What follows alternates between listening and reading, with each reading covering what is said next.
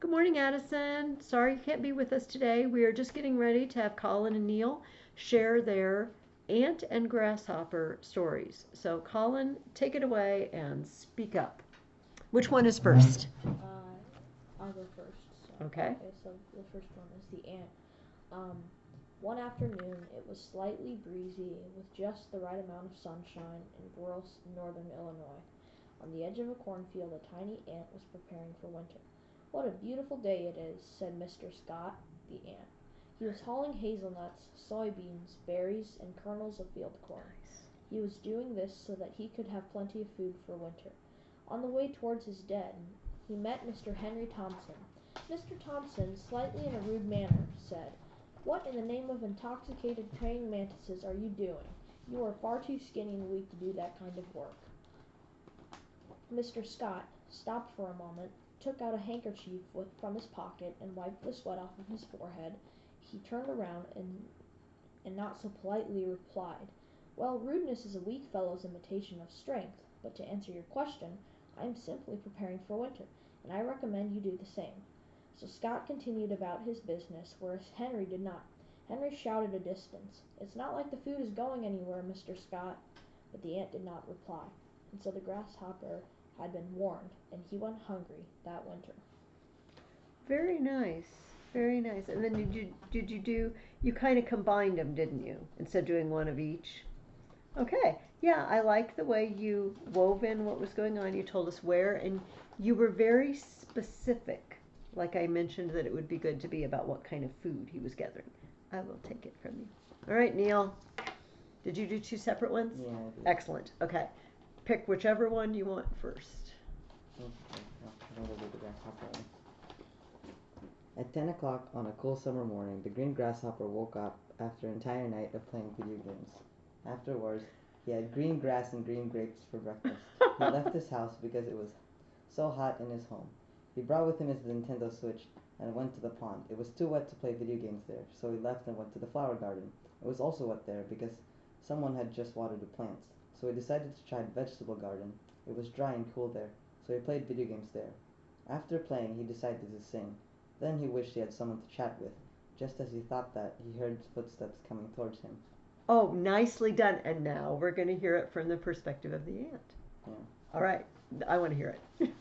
We've got plenty of time today, so it's just us. One cool summer morning, the red worker ant woke up happily because he had finished collecting apples, pears, and cookies yesterday. After his lovely lunch with lettuce, the queen ant told him that all the food he had collected was gone. So the ant went to check the ant colony pantry. He was surprised to see not only the food he collected was gone, but the entire pantry was empty. He was angry to find a very fat red ant had eaten every little piece of food in the entire pantry.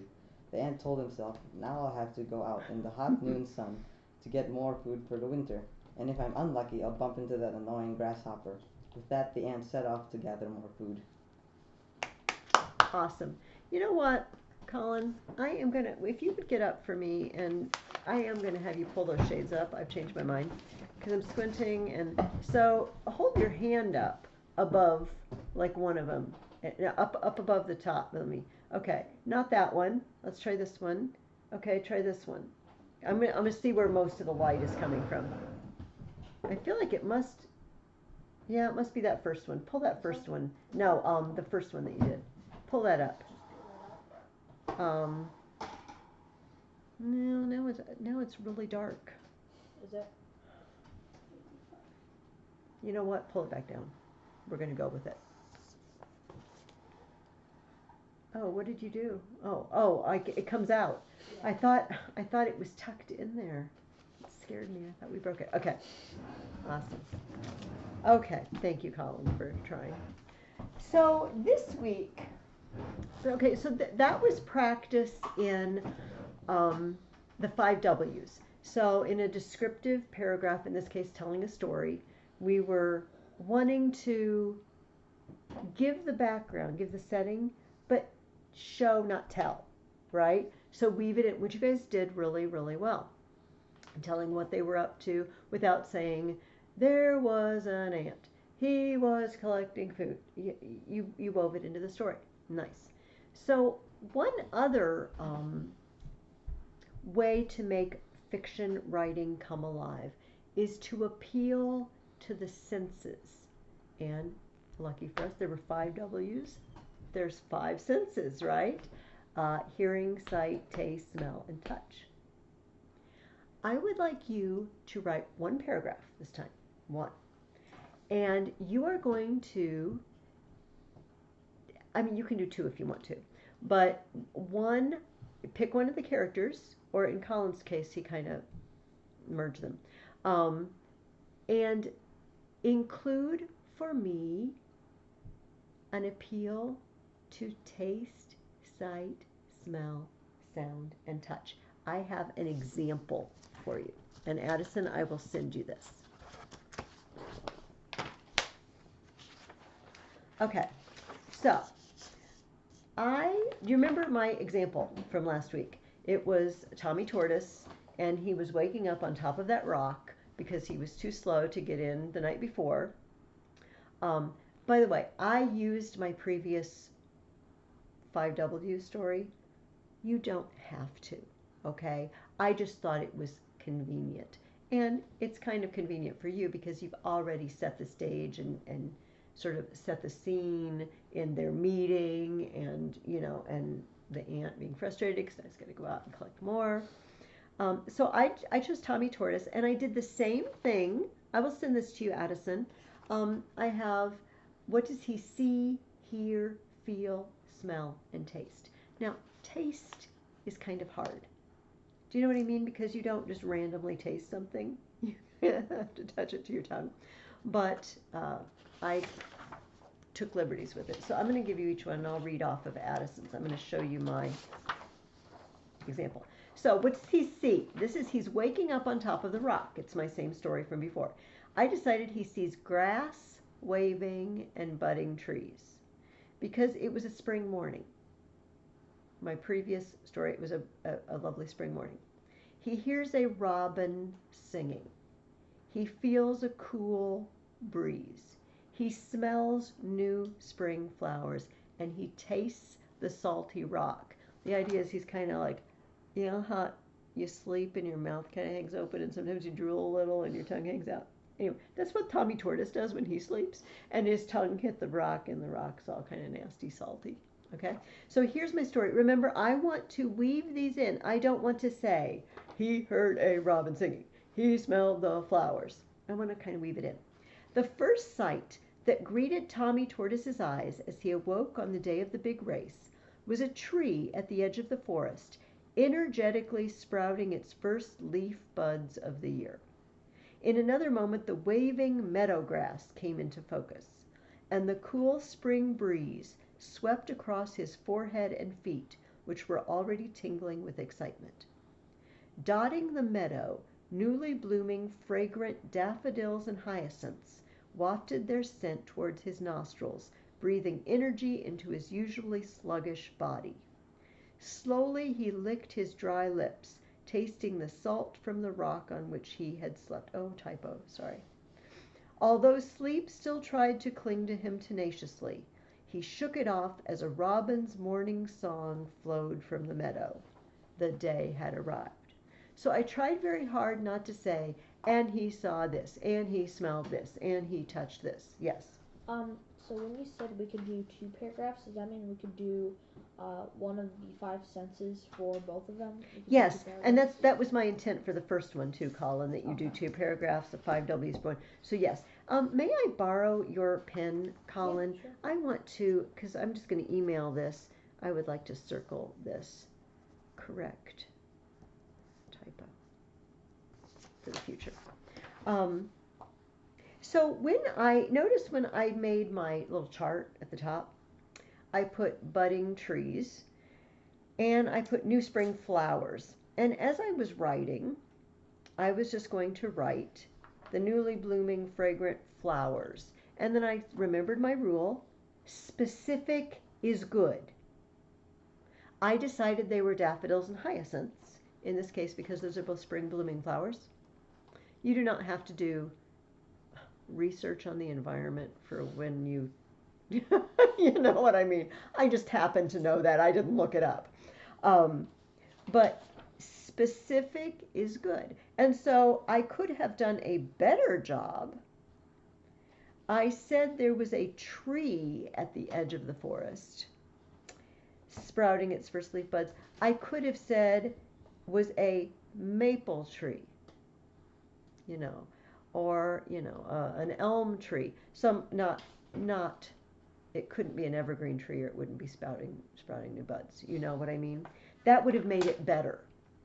But I think you get the idea, right? Mhm. So this is what I'd like you to do for this coming week. Like I said, I'd like you guys have done some kind of in-depth essays on which we have spent a lot of time.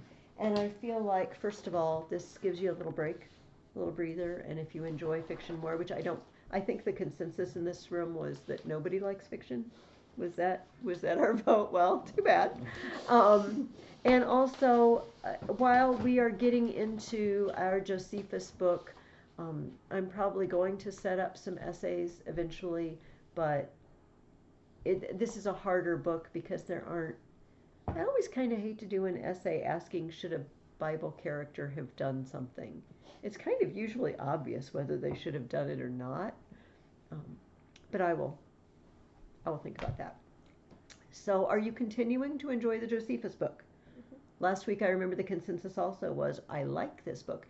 Is it helping to kind of jog your memory of some of these stories? Or how do you feel, like, maybe I asked you this last week, what is your level of Old Testament, like all the plot knowledge, would you say? Is it spotty? Is it pretty good? Like, yes, I could tell you in 10 minutes the entire plot of the Old Testament, roughly. Or is it sort of, sometimes I'm not sure how things fit together? Well, I mean, I would say it depends on what stories you're talking about in the Old Testament. If you're talking about, like, maybe Abraham and Isaac, I probably know that 100%, maybe close to.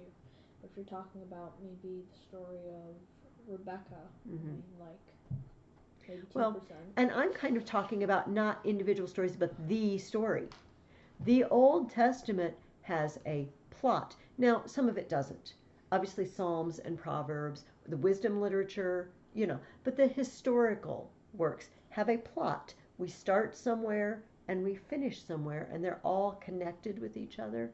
So I'm hoping that if you feel like, well, first of all, in Colin's case, if there's a particular story, a particular episode that's kind of spotty for you, it's helping. And then, to know the basic plot. But first, I think we're going to start today with our Rome, and then we'll work our way to Josephus.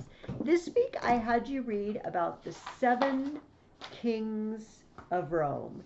And you know what? I'm going to have you get paper out and just jot down what I write down on the board, simply because I'm not asking you to memorize this.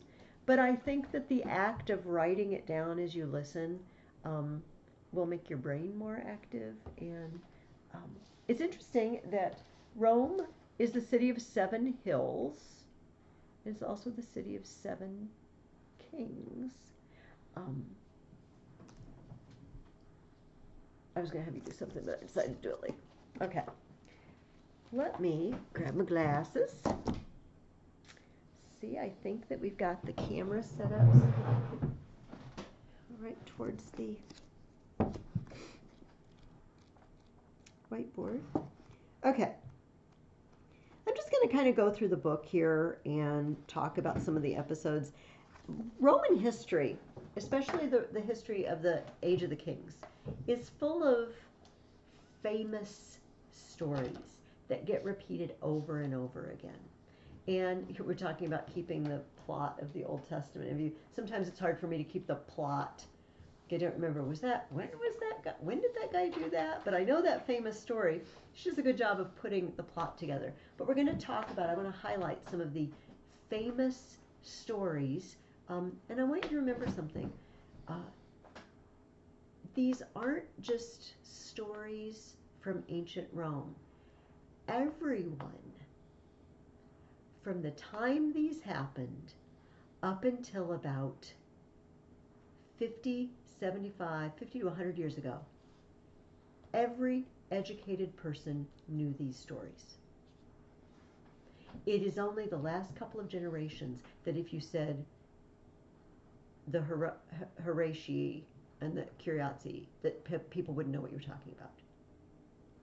People, sometimes I read older, well, I spend most of my time reading older books, and people just throw Numa Pompilius in. Like, and of course you know who he is. Everyone did. We're the loser generation, and see, that's me. It's my generation, not you guys.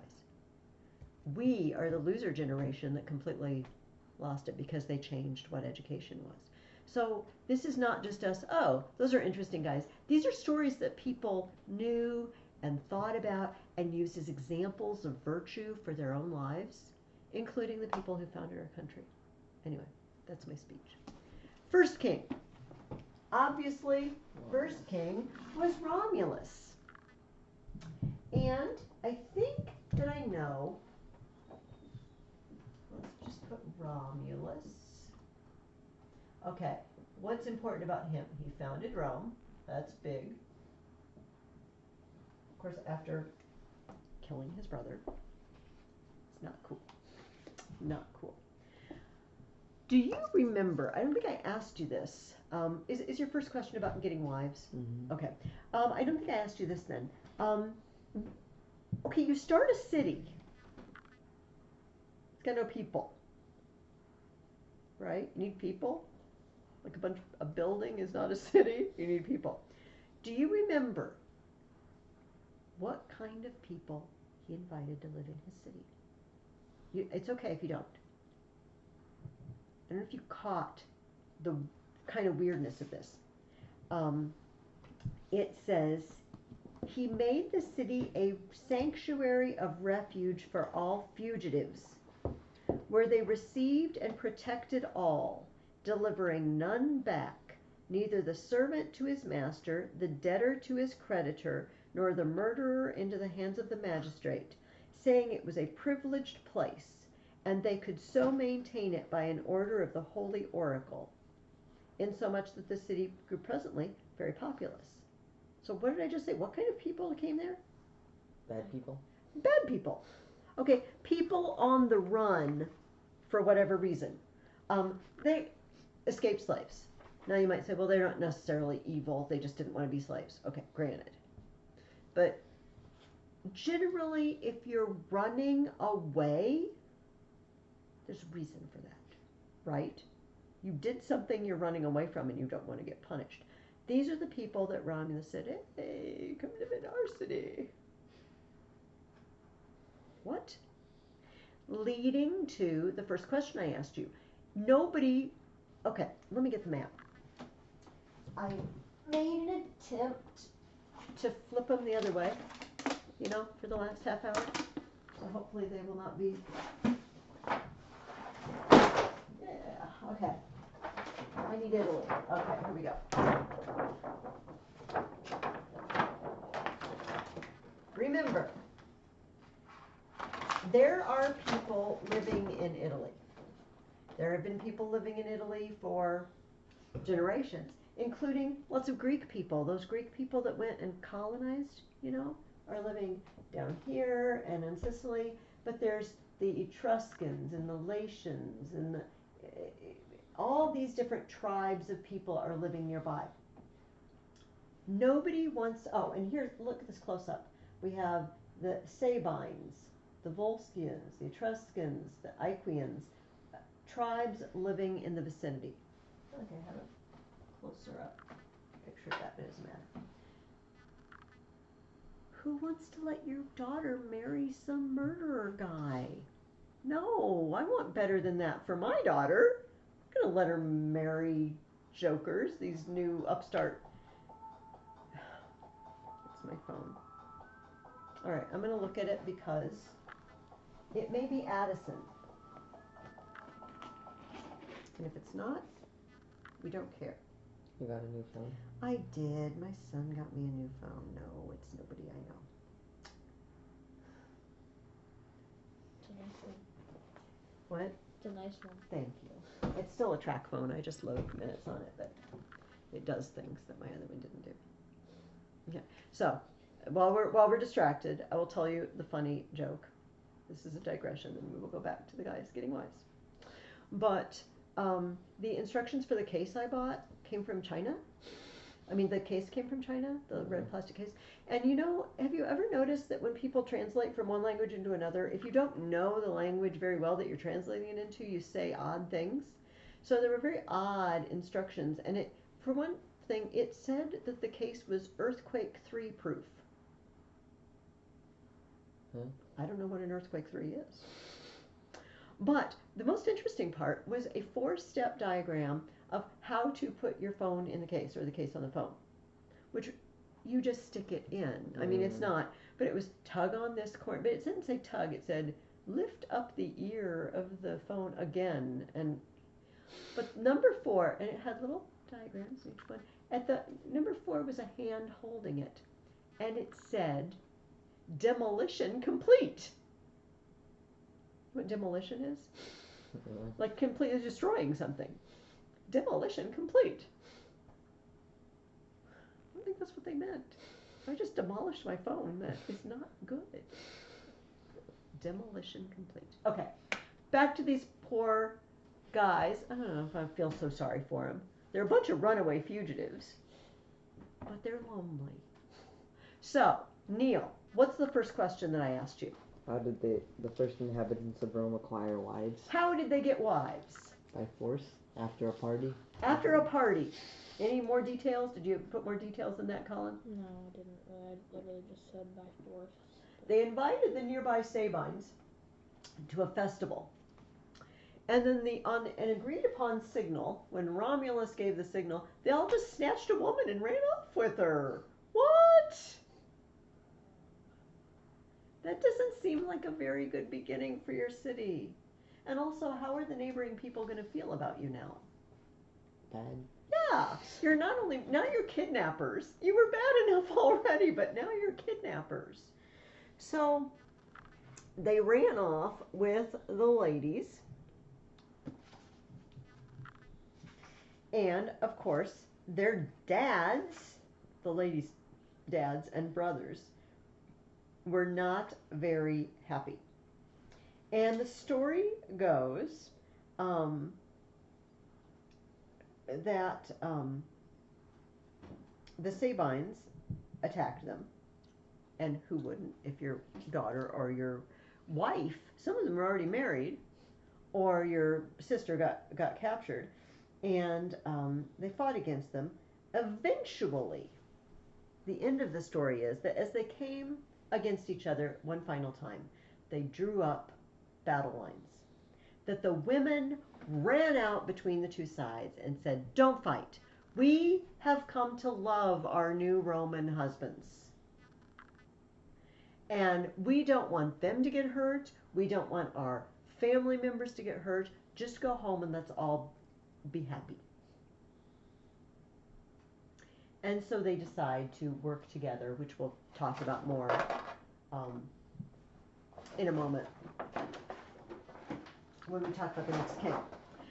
One of the famous stories is the story of Tarpeia.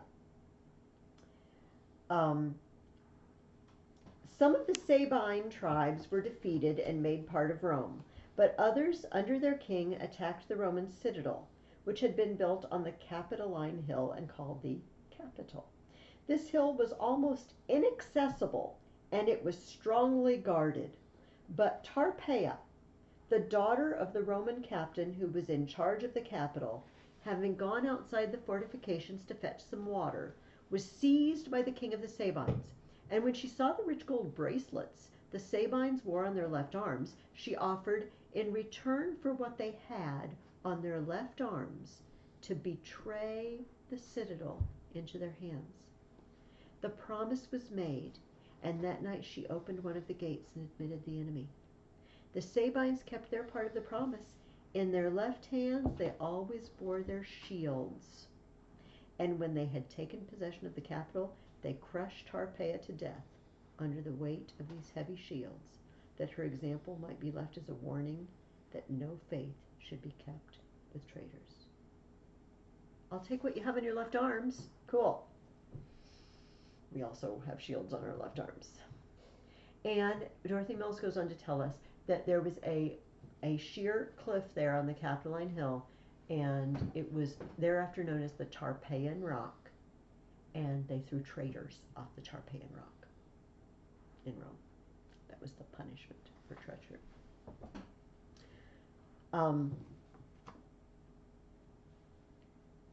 One thing that the Romans did, as they fought the Sabines, and we're going to hear that they fought a lot of other people, was they incorporated them into themselves. They made them Roman citizens. You don't feel so bad about being conquered if you get to be a citizen and you get all the rights of citizens. And the Romans knew that. Dorothy Mills tells us, as they conquered various tribes, their land was added to the Roman territory and their inhabitants became Roman citizens. This was the beginning of the policy which made Rome great, for there was nothing that did more advance the greatness of Rome than that she always united and incorporated those whom she conquered into herself. Okay. So, the upshot of this whole Sabine thing is that Romulus started sharing the rule with a Sabine king. And they cut a deal. Like, here's what's going to happen. Romulus is Roman, obviously, because he founded Rome. The next king, or we have a partner king, and he gets to be Sabine. And hopefully there'll be some kings that are Roman and some kings that are Sabine, and we'll just kind of weave our people together. It was a pretty good plan.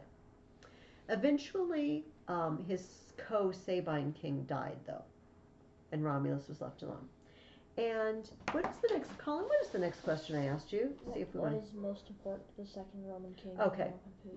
Hold on to that. Let's finish off Romulus first. Romulus, one day, was out sort of in the countryside conferring with the senators. Do you know why we call them senators? Have you learned that in Latin yet? Senex means old man. Oh. The Senate is a collection of old men. Why old men? What makes you... They're wise? Wise. Wise. The wisest ones because they have life experience. And so they had a group of advisors, the senators, and they were out with Romulus, and Romulus did not come back with them.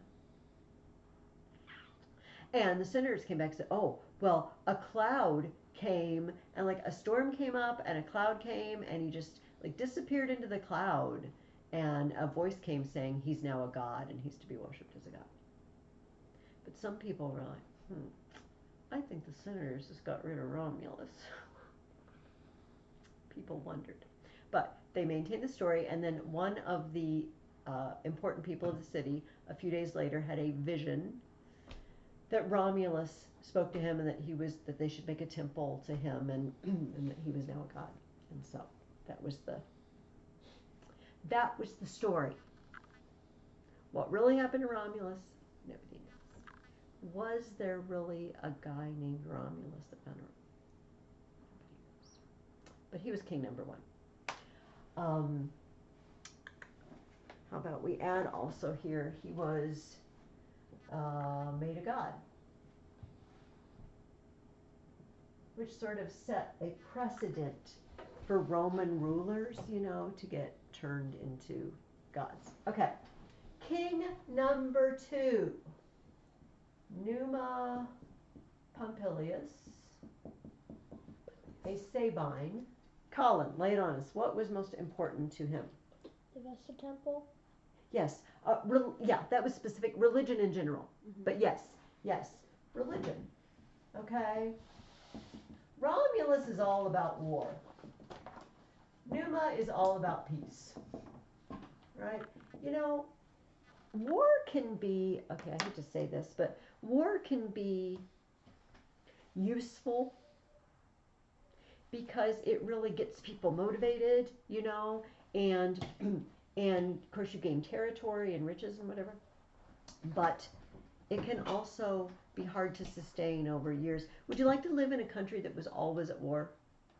Oh. Yeah. We want to go to war when we have to. And Numa Pompilius is like, you can't be a people always at war. Sometimes we must be a people at peace. And not only do the gods deserve our attention as well as expansion and warlike pursuits, but we will be a more peaceful people if religion becomes more important to us. You know what I mean? If we want to spend time honoring the gods, energy honoring the gods, we're not spending energy killing other people, generally. So, yes, Numa Pompilius is the guy who set up Roman religion. He says, or Dorothy Mills says, Numa determined to show them that peace tended equally to prosperity. You don't have to just have war and take war booty to be a prosperous country. So it says he built a temple to Janus, the legendary hero, half god and half king. He is depicted with two faces to represent two states and conditions. He's got two faces. He looks forward, he looks back. He looks back to, a barbarous condition and forward to prosperity and civilization. What month are we in? January.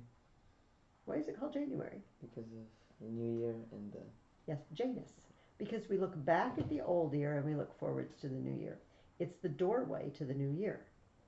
January. So every time we actually write that date, January whatever, we're in a sense remembering Janus. Janus had a temple, and there was something kind of interesting about his temple. When the doors were open, it meant Rome was at war with someone somewhere. And when the doors were closed, it meant they were at peace everywhere. The doors were hardly ever closed. Always fighting. Numa closed the doors, built a temple and closed doors. Augustus Caesar, one of his highlights of his reign when he wrote them down was, I closed the doors to the Temple of Janus. I'm not at war with anyone, which wasn't completely true because they were still fighting like German tribes, things like that. So Numa is the religion guy. Okay. Oh, interesting thing. He divided the year into 12 lunar months, which explains why some of the months, as Neil knows, maybe Colin remembers, September, October, November, December, 7th, 8th, 9th, and 10th, because they're Roman names. They're Roman names. Okay, next king, we have 1, 2, 3, Tullus Hostilius.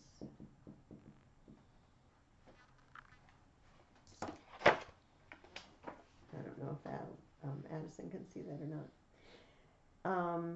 So Numa was Sabine. Tullus Hostilius is Roman, so trading the power back and forth. He decided, let's go back to war. Let's go back to war. Who were they fighting against? Well, all of those tribes. Just a second, let me see. I think I just brought my, okay, those are Israel maps.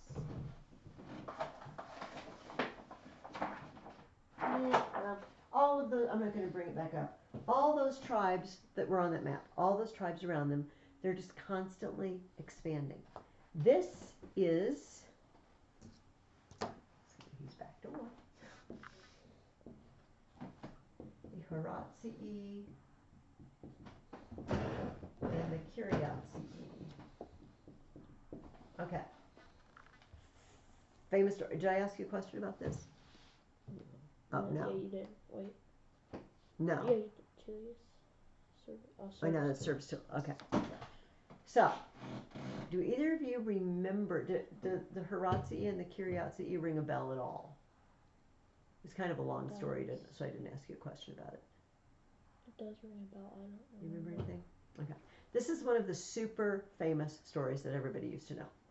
And don't feel bad because I didn't really know it until I was much older than you. Okay. They're at war. War is never good for the guys fighting, right? Because a lot of them are going to die. And so, as often happens, as happened in the Trojan War, they decided to do a single combat sort of thing. Except it's not single combat this time. There were 3 brothers on the Roman side, the Horatius brothers. So the plural, Horatii. Nominative plural, right? Us-e. And on the other side, there were 3 brothers belonging to the Curiatius family. So they're the Curiatii. And they say, hey, if they're willing, why don't we just have the 3 brothers against the 3 brothers? And whoever wins, they win the war. And they will become subject to the other one. And this seems like a good idea. So they send him out to fight, and right away, 2 of the Horatii get killed. But all of the Curiatii get wounded. So all 3 of these guys are left. 1 of these guys are left. But he's really smart. He says, okay, they're wounded. They can't move very quickly. I can't take them all together, but if I can separate them, I can take them out one by one. I can do it. So he starts to run away. And of course they follow, but they follow at different speeds because they're wounded. You know, they're limping along or whatever. And the first one comes up to him and he turns and kills him. All right. The next one comes up to him, he turns and kills him. All right. Third one kills him. Yay! Rome has won. The living Horatius brother is the darling of Rome. He won for us. They go back into the city, and there's just a problem. His sister, Horatius's sister, was engaged to be married to one of the Curiatii. And she's really not very happy. I mean, she's happy her brother won, but she's also really sad that her fiance just got killed by her brother. And she's kind of crying a little bit. And it ticks Horatius off. And he turns and he kills his sister. He kills his sister for being sympathetic to the enemy. You traitor to Rome. Well, on the plus side, the Romans were not pleased that he had done this. Okay, they're not quite that bloodthirsty. And like, buddy, you cannot just kill your sister. We are taking you to the authorities for murder. We are trying you for murder. And they brought him up before the judges.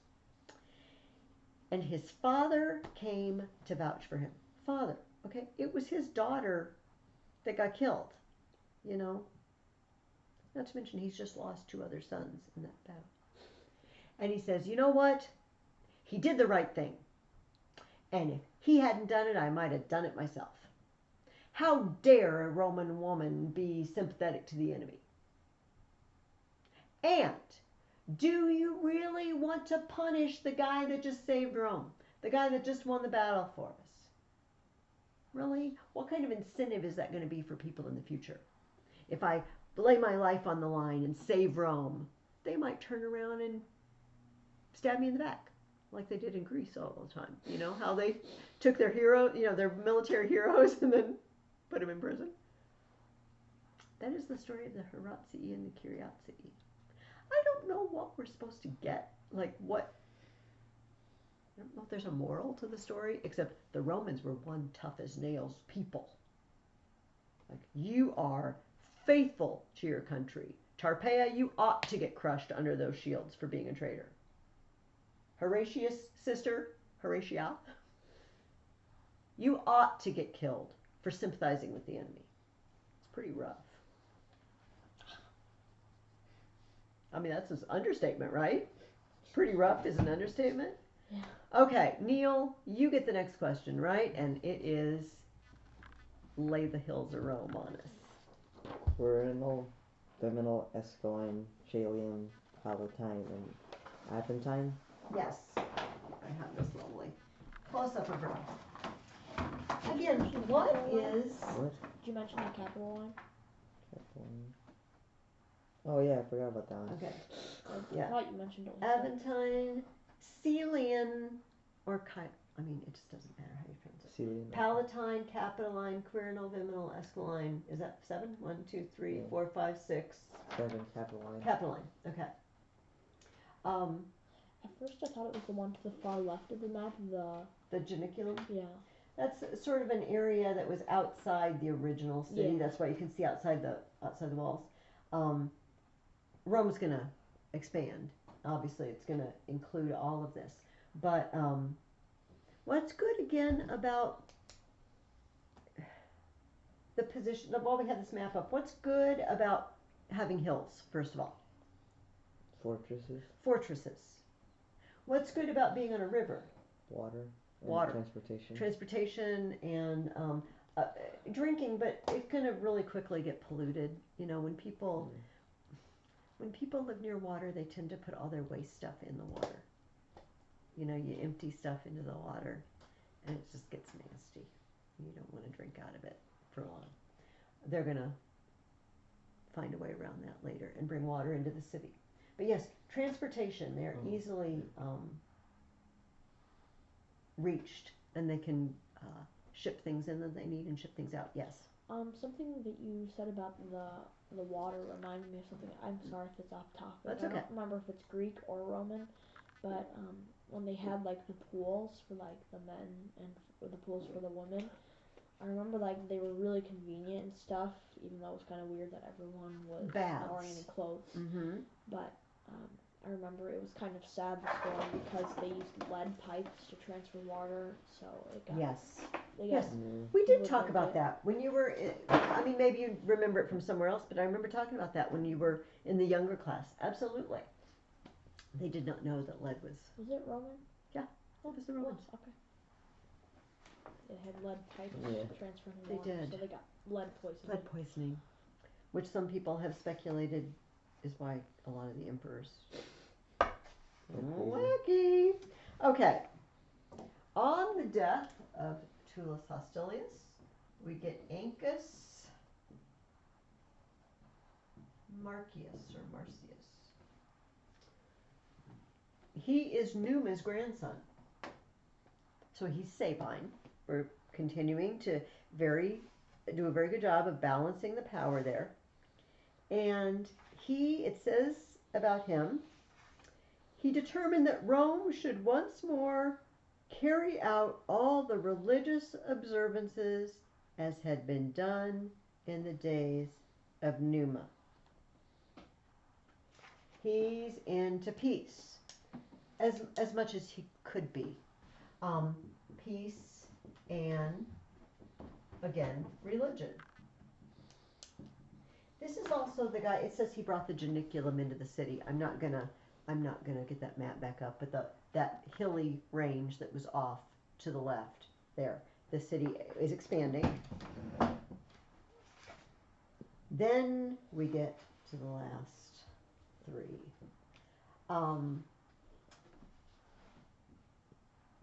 Lucius Tarquinius Priscus. This guy is got a long name. That's an I right there, Tarquinius. He's not Roman, and he's not Sabine. He's Etruscan. He is a member of the other group of people, the Etruscans, that we're going to talk about here in a little bit, that were living in Italy already.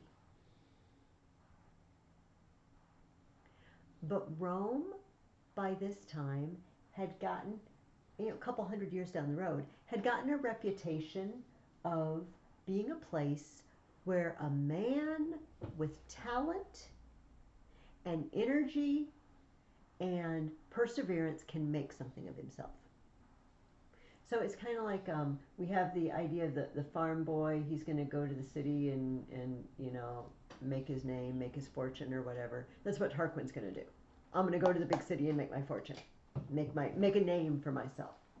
So he and his wife go to Rome, and they're on their way to Rome, and an eagle lands on his head. Eagles always mean something, right? If they're flying on the right or they're flying on the left. Flies on his head and takes off, and his wife said, "Oh, my goodness, that's an omen. You are going to be somebody really, really important someday." He works his way up because he's apparently very, very talented and charismatic. There's a problem. Ancus has sons, all right, that you would think, although notice something. They're not passing the kingship down from father to son. It's not working like that. But if you have a well-loved king and he has sons, chances are very high that they might elect one of his sons if his sons are like him. That makes sense. But Tarquin didn't want that to happen because he was very ambitious. So on the day of the elections for king, he made sure the sons were gone. And then he went around, and he's the first person we know of that sort of campaigned, all right, canvassed, like, vote for me and I will do this and that, and he got elected. Not Ancus's sons. Notice how Ancus's sons are going to feel about this. Like, who is this guy? He's some Etruscan guy. He's not even Roman. He's not even Sabine. He doesn't even belong here. How dare he? But he became king. He was Mr. War. All right.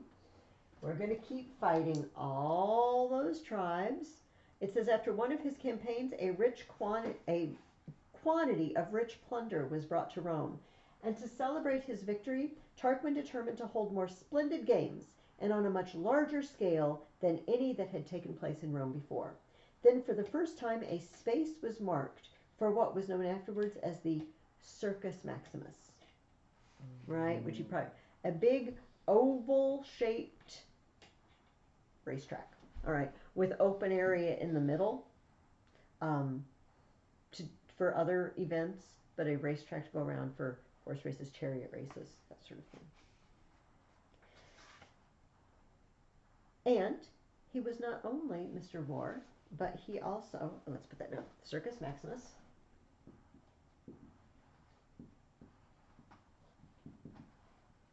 He also built, we'll call it the sewer system, all right? He built a system of sewers under the city that emptied out into the Tiber to get rid of waste, which we kind of take this for granted, I feel like, but it's really important. That's why so many medieval cities were so unhealthy, you know? They had no way to get rid of all their waste and all the germs and things. Okay. Yeah, my brother Brendan told me something about that.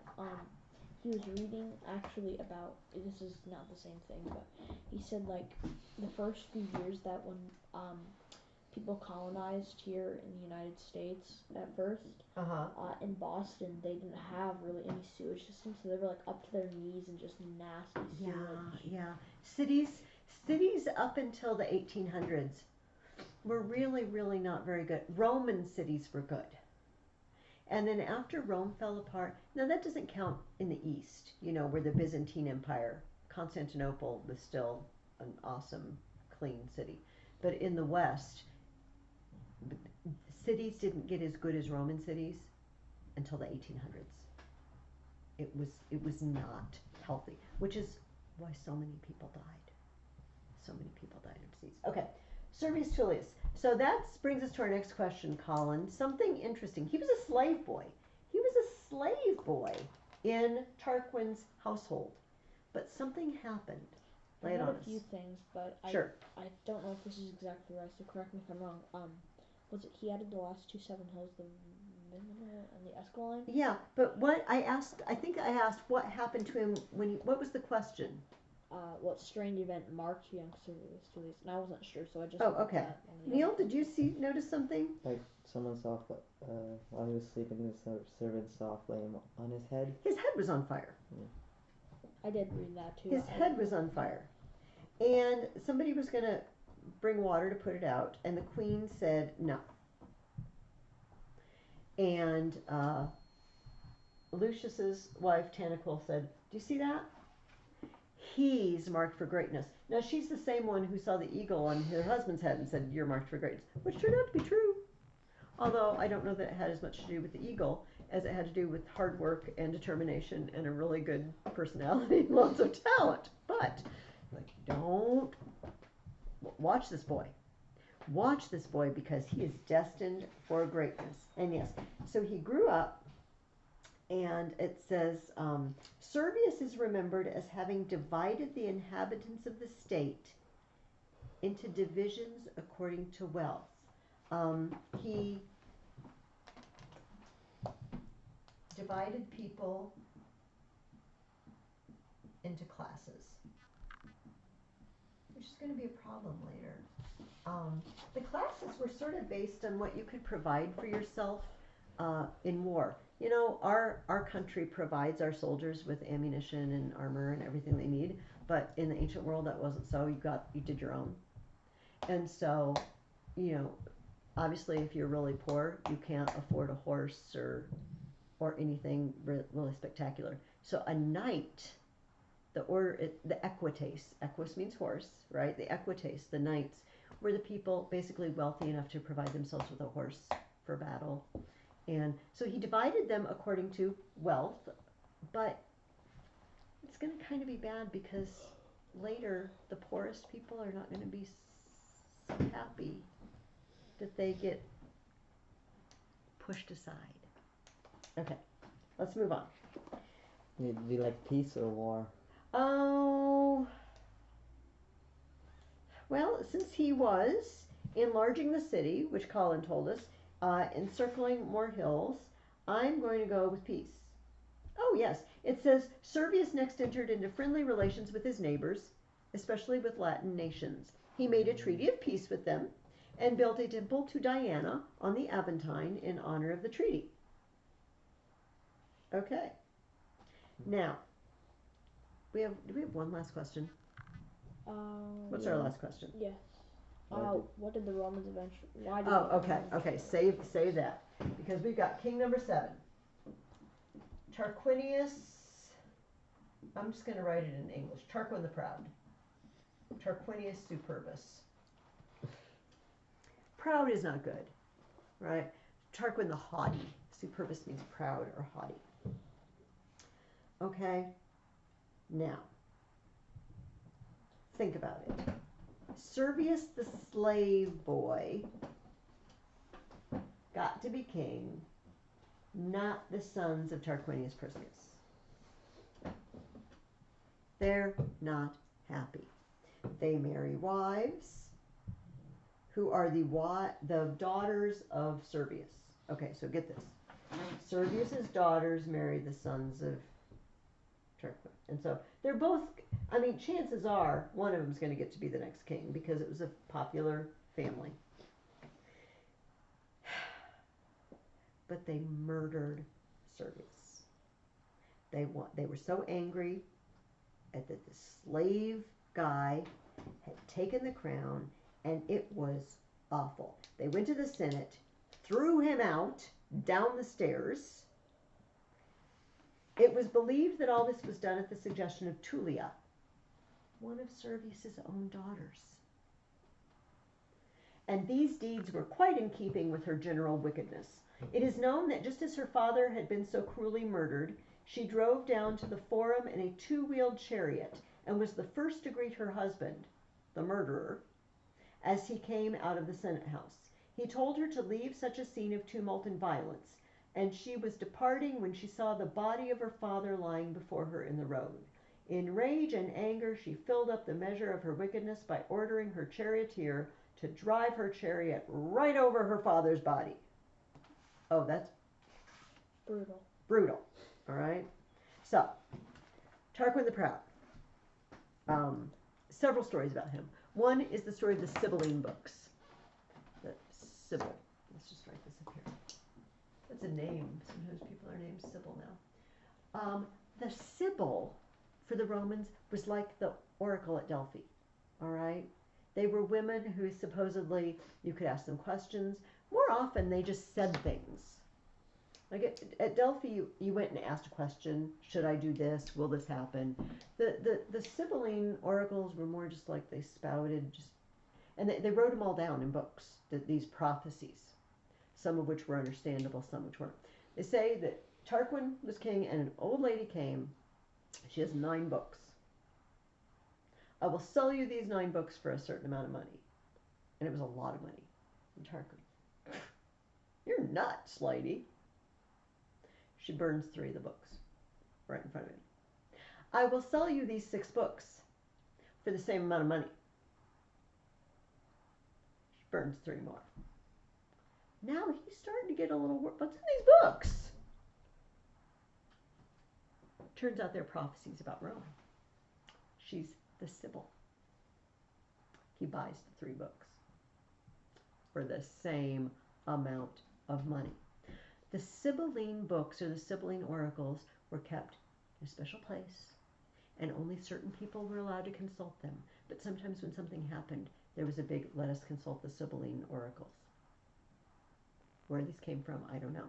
Interestingly, I am reading one of the church fathers named Lactantius, and he is a Christian apologist in about the year 300, and he refers a bunch to the Sibylline oracles talking about Jesus. Where these prophecies might have gotten into the Sibylline oracles, I have no idea. Anyway, so that's story number 1 about Tarquin. Story number 2. Tarquin had a good friend named Brutus, and another friend, Brutus's cousin Collatinus.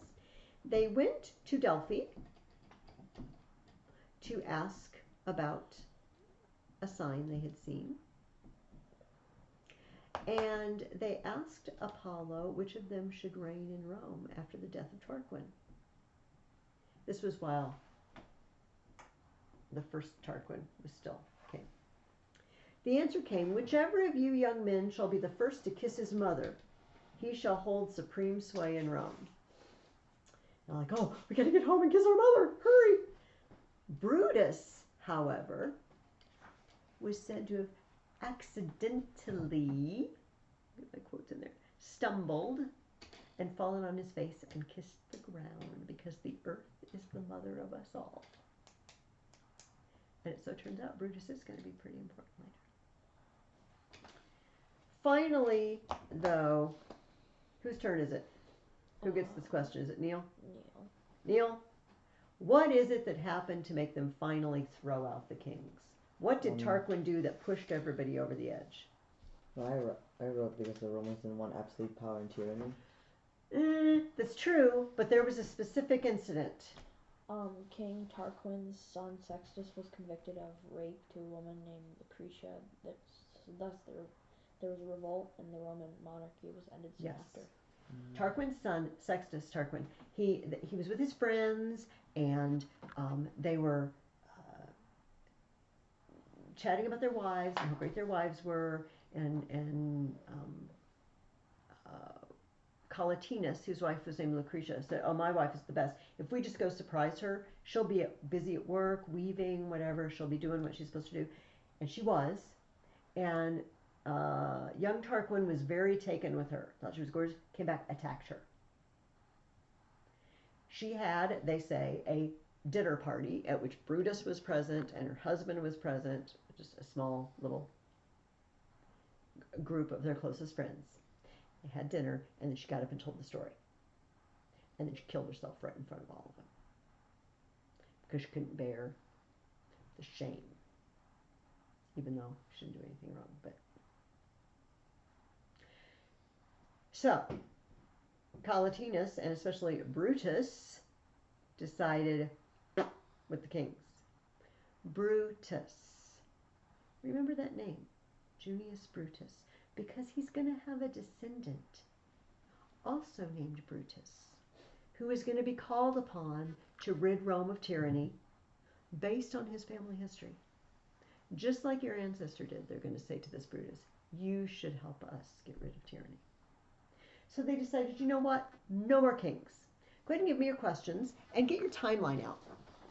Mine's kind of sloppy. I would like you, what? My reading question answers are kind of sloppy. It's okay. It's okay. I like neatness when you give me a paper. As long as I can read it, that's good. Get out the page that goes from 1000 to 500. BC? Yes. 509, I'm guessing. It is. Guess. So we have 1000 BC up here. We have 500 BC down here. So obviously 509 is right at the bottom. 509 BC, the Roman Republic. The Romans say, we are not going to have, founded, we're not going to have kings anymore. We're going to elect officials. We're not going to have a president, like one leader, like we have, like they had before with kings. They had 2 leaders. They called them consuls. There were 2 consuls, and you had to be consul for a year. You could be reelected if people were happy with you, but they didn't want anybody staying in power too long. So you could be king, or you could be consul for a year at a time, and then there was a new election. And the 2 consuls had to work together. Sometimes they did a good job at that, sometimes not so good. There were other things in their government too we'll talk about later. But so 750, you don't have to write this down. 753 to 509. We had 753 already marked down here. Yeah, I know. I'm gonna see now how many years they had kings. So we have to 244 years. Which is, if you think about it, like as long as America has been a country. That's how long they had kings. Which puts it in perspective. So now we're going to move into Rome being a republic. The last chapter I had you, we're just going to touch on this extremely briefly, was Roman society and some things that were really important to the Romans. One is the family. The family was extremely powerful and important. And the Romans had a name for the father of a family. And I mean, this could be like his grandchildren and everything. As long as he was the oldest, like if he's the grandpa or the great-grandpa, and all the lines that come out of him, he was in charge of them all. He was the pater familias, which should look familiar to both of you. Father of the family, basically. He had power of life and death over his children and grandchildren. There's a lot of power. Another important thing to know about is, remember we're dividing people up according to wealth. There was another distinction in Rome that also came to play politically later. There were 2 groups of people. On this side, we have the people whose families came from the original settlers of Rome. It's like the equivalent of the people who came over on the Mayflower. We're important. We're the first people here. We're the most powerful people here. We ought to have more say. And maybe because we've been here longer, we might have a little more money. Doesn't necessarily go along with that. We are the patricians. Which also, you see the word father, pater, buried in that. Then there were the other people. The people who had come in later. By the way, remember who the ancestors of these patricians would be. Remember the fugitives and the murderers? Well, I'd be proud of that. But we have the people who have come in. Like, oh, maybe I can make more money living in town. I don't have much. I'm just a little merchant. I just have my little store. I sell bread. My little bread shop, okay? They're the plebeians.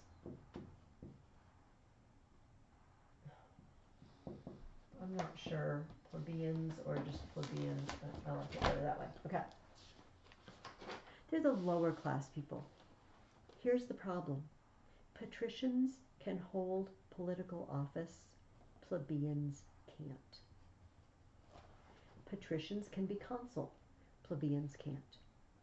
Patricians can be senators. Plebeians can't. All right. Remember that. It's going to come up later. You're going to meet these two classes of people again. Yeah. One last thing, and then we'll take a 20-minute look at Josephus. They mentioned a couple of things that they got from the Etruscans. One was probably this god Janus, this forward, backward-looking god. But one of the interesting things, and the Romans adopted this as an emblem, the fasces. It's a bundle of rods, okay? And they're all tied together. That's just not very good at all. With a big axe head. Oh, that's just not a good picture. That would be better. Okay, I like that better. All right. And this was the emblem of the Etruscan rulers. And here's what it says to you. I can have you beaten with rods or cut your head off. It's not a good message, basically. But it was carried in front of the consuls. And later, yes, they've got a picture in there. What it looked like exactly, I don't know. That was their artistic representation. Just picture a bunch of, rods bound together and then an axe stuck in there. To show that the power that we have over you is complete. All right. So the Romans came in, and just so the moral of the story, if I wanted to sum up today's lesson, if you don't remember any of these guys, any of their names, was here's what made Rome get so strong. They took in the people around them. They took in their gods. They took in their customs. They took in their symbols. They took in their language. They let them be citizens. But once you were in, they expected you to be loyal to Rome. Right? Viciousness, attacking innocent women, out. Betraying your country, out. Weeping for the enemy, out. All right. But they were very open-armed about what they would admit. Hey, you've got a cool habit or idea. Let's bring it in. I like what you're doing. Let's bring it in. Hey, we know you came from outside, but you're a talented guy. Why don't you be king? They let people in. I don't know if it's exactly a good analogy, but like early America. You came to America and it didn't really matter. There were arguments between different ethnic groups sometimes, but it didn't really matter what country you came from. Like in early 1800s, all the Irish immigrants and Chinese immigrants and just people from German, Russia eventually, from all over the world. But talent could rise. Talent could rise in Rome. Okay, so next week in your Dorothy Mills book, I would like you to read chapter 6, parts 1 through 3. And in my book, that's pages 67 to 86. I have your reading questions for you. And then let's take a look at Josephus. Oh, wait a minute. We must not forget to read our poem about the 7 hills of Rome, which I said I was going to read every week. I don't think we really have another good... Oh, there's one about the Circus Maximus. Sure. We should read that one too. Okay. Page 4 and page 26. Okay, here we go. Rome was built on 7 hills. Each hill had a name. See if you can learn them. Pretend that it's a game. The Viminal, the Aventine, the Quirinal, the Esquiline. To these please add the Palatine, the Caelian, the Capitoline. Rome was built on 7 hills, and there begins the story of the famous Roman Empire and its eternal glory. You know what I should do? I should type that up for you. Like you could memorize the poem and then you could memorize the hills. Okay, the Circus Maximus. In chariot races perilous, the fearless drivers glorious strive to be victorious, as at the Circus Maximus around and around they go. The cheering crowds roar thunderous, applause for athletes valorous, a spectacle quite fabulous, when at the Circus Maximus around and around they go. Around and round they go, around and round they go, around and round and round they go. That was kind of a boring poem. That wasn't the greatest one. All right. Josephus.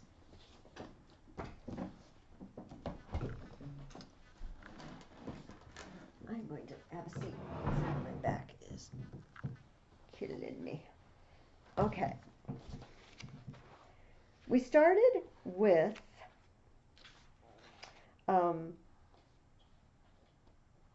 chapter 20, so it was they're getting ready to go into the promised land. First of all, let me ask you, the reading that you did, so we went from there up until Saul is kind of starting to have a breakdown and David fights Goliath. Were there any episodes, any stories that I had you read this week that you had forgotten that seemed like caught your attention even if you knew the story in a way? Like, is there anything that you don't remember knowing before? Or, likewise, anything that seemed like I don't understand what's going on here? Nothing. You guys know everything. You're so smart. Well, we watched a movie that has all little illustrated details inside of it. Oh, did you? Yeah. I have my 2. These are smaller maps, which means they will actually not go all over the place. So remember the Israelites wandered around for 40 years because they said, oh, we can't go in, they're so big, even though God had just wiped out a whole army and all the plagues of Egypt. Oh, God won't save us. So they wandered around, and there are various episodes. How did the Israelites seem to feel about Moses and Aaron repeatedly? Not very good all the time. Yeah. Like, well, who made you in charge? God. It would be God. We're just as good as you, to the point where we have Korah's rebellion, where some of the rebels, I mean, the earth opened up and swallowed them whole. Oh my goodness. You would think that would be enough to convince you to not grumble against your leaders anymore, but unfortunately it wasn't. After 40 years, obviously,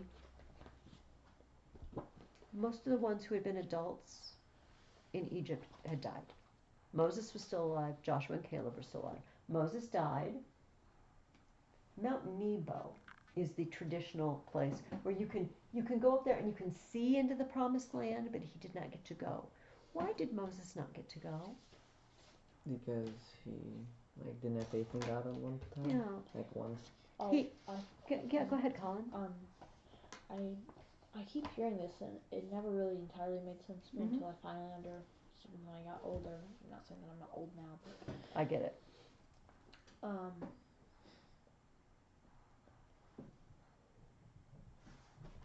When Moses was with his people in the desert, they thirst. So they thirsted, they were mad at him, they were frustrated, they're saying, okay, we need water, but this water tastes horrible, like the water that they found at the well or something. I don't remember what it was called, but it meant something to do with bitter. Yes. So there was a Mara, rock, I think. yeah, there was a rock, and he asked God help, and he said, strike your staff upon somewhere which is unexpected water to come out of. And so he hit the rock once, and at first it didn't come out. So he hit it once more, and it finally came out. I don't. I think what my dad told me is that the first time he only needed to hit it once. He hit it a second time because he didn't have faith in God or something like that. So he was punished for that. You're very on it. I believe you can look it up and check me. I believe God said, Moses, speak to that rock. Yeah. And Moses was sick and tired of the whole thing. Okay, 40 years he'd been listening to them. Oh, we want meat. Oh, we're tired of this manna. Oh, and he took his stick and he hit it. He didn't speak to it. He hit it. And he said, must I bring water out of this rock for you? So first of all, he didn't really obey God, what God told him to do. And then he said, must I bring water out of this rock for you? And he just lost it. Now, I always felt a little bad because, man, I get it. Like they were like, I remember reading, they said they were going to throw stones at him. Yeah, on more than one occasion. Yeah. Yes, I mean, he had just had up to here. But he didn't do what God told him to do. And so God said, because of that, because you didn't honor me in front of the people, I'm not going to let you go into the promised land. But I will let you see it. Of course, he went somewhere far better. He went to be with the Lord, which is always better than being in hunger and heat and thirst and all the things that we have here. So they went in, and Joshua, I'm skipping Balaam and the talking donkey, which is just hilarious, I think. The donkey says, have I been in the habit of doing this to you? Why are you beating me? They go in, and then obviously, eventually Joshua dies. But who is in charge of Israel? Rome started out with kings, and then they went to a republic. How did Israel start out? God is the leader. God is their king, but who administers justice day to day? Like, I don't know what it's called, but it's a book of the Bible, after the one that comes after Joshua. Judges, yeah. Judges. They had judges, is how it's translated for us. Some of these judges, very, very famous. Samson, Gideon, with his 300 soldiers and their lamps under the pitchers that attacked the Midianites. But there was this cycle that they would go through over and over. We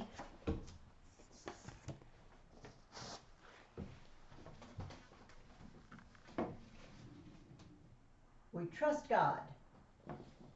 Yay. And then we get lazy. And then we sin by, worshiping other gods or whatever. And then God punishes by sending one of the neighboring people against them. And then they call out to God. And he raises up a judge to save them. And then they just go. And it just keeps happening over and over and over. The final judge, this guy's sort of considered the final judge. Do you know who that is?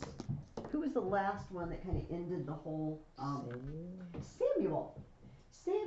His mother Hannah had prayed and prayed for a child. And she would go to the tabernacle, and Eli was the high priest. And he thought she was drunk.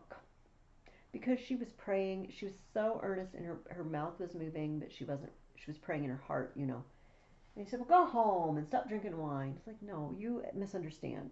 I am in great anguish of soul. My husband has another wife, and she has kids, and she's always taunting me, and I feel left alone and left out. And Eli said, oh, well, that's a godly request, and I think God will honor that. She gets Samuel. And she comes and she brings him to the temple. There's no temple. To the tabernacle where Eli is administering, and Samuel grows up there.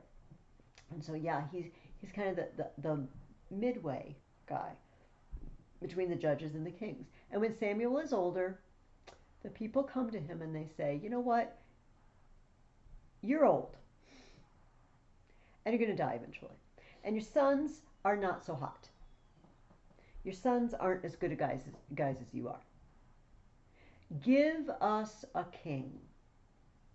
And then here's the kicker. Why do they want a king? What do they want to be like? Do you remember?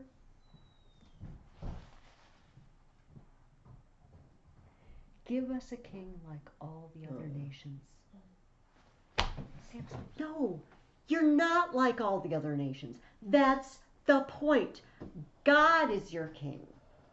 Now we want to be like the other nations. And Samuel was grieved, and God said, you know what? They're not rejecting you. They're rejecting me. I'm the one they don't want to be their king. So, Saul,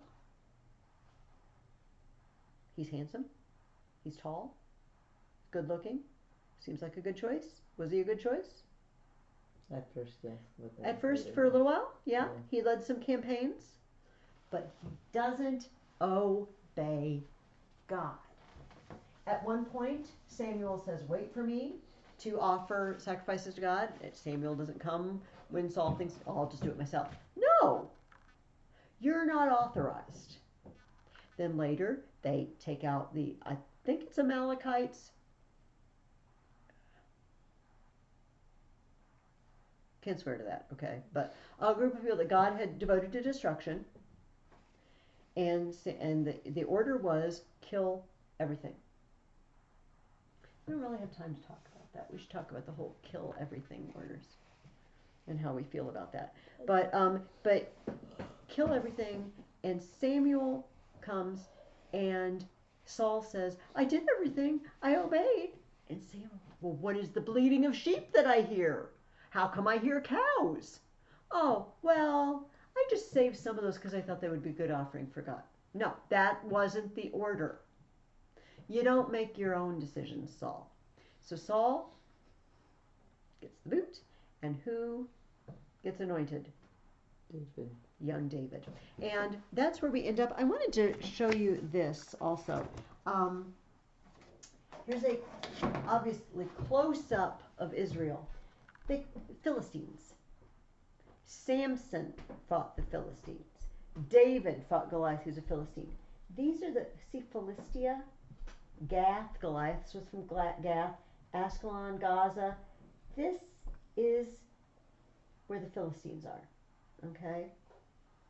So they're just, unfortunately there's no key on this. This is not a big area. They're living right next door. And why are they living right next door? Because the Israelites didn't exterminate all the Canaanites like they were supposed to. And God said, they will be a snare to you. And they were. They certainly were to Samson. He just couldn't leave the Philistine girls alone. I don't know what was up with that. Yes. Do we know where the promised land was located? Israel. Oh, was it? Yeah, Canaan. This is Israel today. This is Israel. Yes, right here. So, and many of these cities have, well, Jerusalem has the same name. Obviously, Bethlehem has the same name. Some of them have very similar names. And the length of it was, well, Beersheba's not on here. You know, from right about here up to Dan was kind of the northernmost city. Okay, so what I would like you to do in the Josephus book for next week, I would like you to read chapters 39 through 65, which is about the same amount that I've been giving you. All right, because as you've noticed, I'm sure some of the chapters are really, really short and some of them are a bit longer. So for next week, to recap, we're reading Dorothy Mills, parts 1 through 3 of chapter 6, answering your questions. We're reading chapters 39 through 65 of Josephus, and you're writing a new paragraph where you are going to incorporate the 5 senses with your ant or your grasshopper, or one of each if you just really get into it and you just love doing it. Addison, I will send you, I guess I've already sent you the link if you're watching this. Hope all is well with your family and hope to see you next week. Bye-bye.